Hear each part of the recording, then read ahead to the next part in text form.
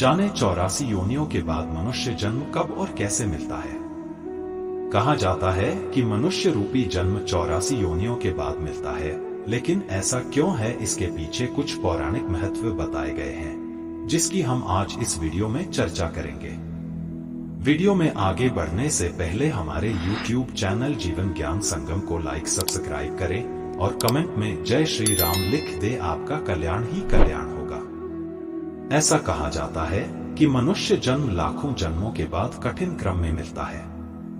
यदि आप मनुष्य हैं तो आपको इस पर विचार करके जीवन को धन्य बनाने का प्रयास करना चाहिए। इसके लिए आलस्य छोड़कर कर्म में जुट जाना चाहिए, क्योंकि यह मनुष्य जन्म चेतना के विकास क्रम में बड़ी मुश्किल से मिला है।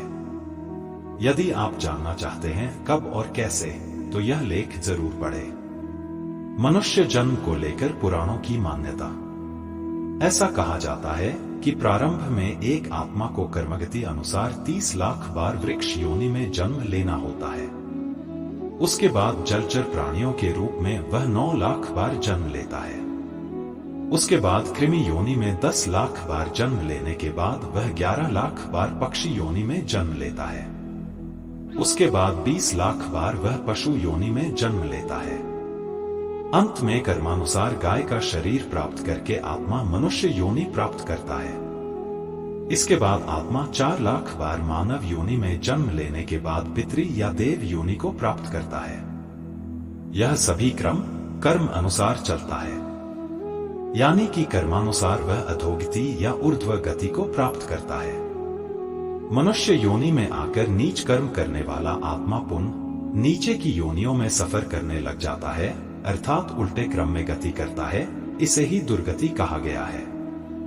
कैसे होता है मनुष्य का पतन? कठोपनिषद अध्याय 2 वल्ली 2 के 7वें मंत्र में यमराज जी कहते हैं कि अपने अपने शुभ शुभ कर्मों के अनुसार शास्त्र, गुरु, संग, शिक्षा, व्यवसाय आदि के द्वारा सुने हुए भावों के अनुसार मरने के पश्चात कितने ही जीवात्मा दूसरा शरीर धारण करने के लिए वीर्य के साथ माता की योनि में प्रवेश कर जाते हैं।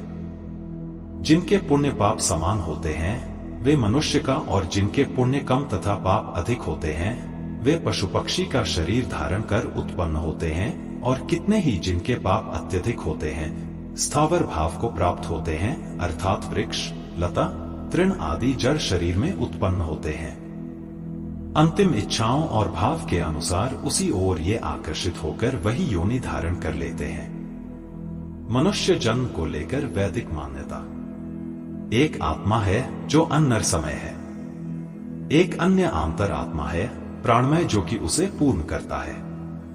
एक अन्य आंतर आत्मा है मनोमय।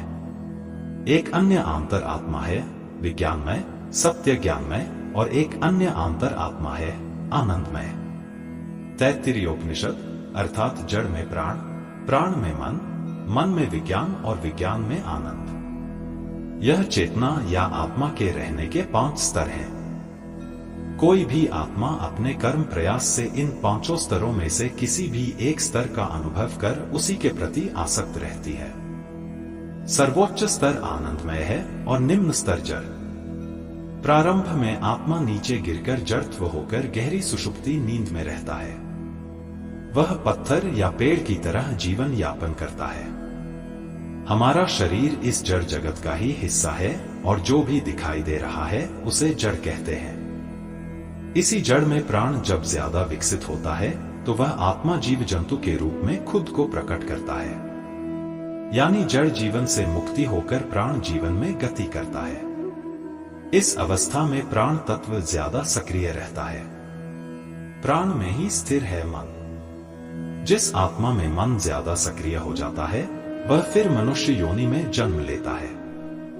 मन में जीने वाला ही मनोमय या मनुष्य है। मन में ही स्थित है विज्ञानमय कोश अर्थात बुद्धि का स्तर। जो विचारशील और कर्मठ हैं वही विज्ञानमय कोश के स्तर में स्थित है, जैसे स्वामी विवेकानंद या इसी तरह के अन्य संत। विज्ञानमय कोश में ही स्थित है आनंदमय कोश। यह मोक्ष की अवस्था है। मन से मुक्त होकर ही अन्य स्तरों को जाना जा सकता है। यही चेतना का विकास क्रम है। कर्मों के आधार पर मनुष्य की गति और अगति। हिंदू शास्त्रों के अनुसार कर्मों के आधार पर मुख्यतः दो तरह की गतियां होती हैं, गति और अगति। गति में जीव को किसी लोक में जाना पड़ता है। गति के अंतर्गत 4 लोक दिए गए हैं। 1 ब्रह्मलोक, 2 देवलोक, 3 पितृलोक और 4 नरकलोक। जीव अपने कर्मों के अनुसार उक्त लोकों में जाता है। उक्त लोकों में जाने के लिए 3 मार्ग है, अर्ची मार्ग, धूम मार्ग और उत्पत्ति विनाश मार्ग। अर्ची मार्ग ब्रह्मलोक और देवलोक की यात्रा के लिए होता है, वहीं धूम मार्ग पितृलोक की यात्रा पर ले जाता है और उत्पत्ति विनाश मार्ग नरक की यात्रा के लिए है। अगति में व्यक्ति को मोक्ष नहीं मिलता है, उसे फिर से जन्म लेना पड़ता है। अगति के 4 प्रकार है, 1 क्षणोदर्क, 2 भूमोदर्क, 3 अगति और 4 दुर्गति। क्षणोदर्क अगति में जीव पुण्यात्मा के रूप में मृत्यु लोक में आता है और संतों सा जीवन जीता है।